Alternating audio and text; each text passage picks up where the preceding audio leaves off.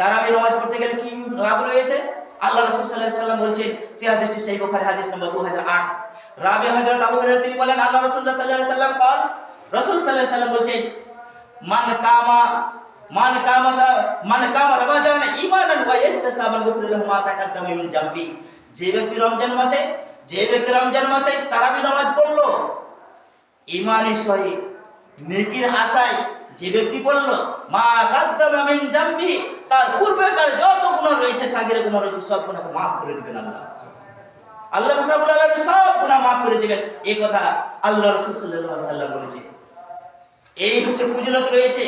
এবার আসি যে এই তারাবি নামাজ আমরা পড়ব, এবার কয় রাকাত আমরা নামাজ পড়ব? তারাবি নামাজ আমি কয় রাকাত আমি নামাজ পড়ব?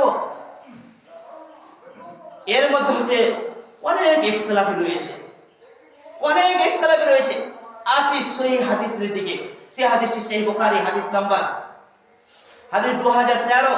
রাবি হযরত আয়েশা তিনি বলেন, قالت হযরত আয়েশা রাদিয়াল্লাহু তাআলা আনহা তিনি বলেন, মা কানা রাসূলুল্লাহ সাল্লাল্লাহু আলাইহি ওয়াসাল্লাম ইয়াজিদু ফি রমাজানা ওয়ালা ফি গায়রিহি আলা ইহদা আসরাতা রাকাতান।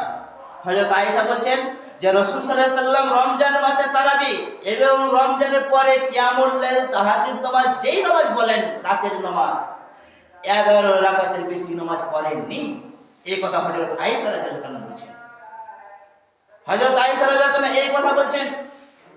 এই হাদিস থেকে স্পষ্ট বোঝা যাচ্ছে যে আল্লাহ রাসূল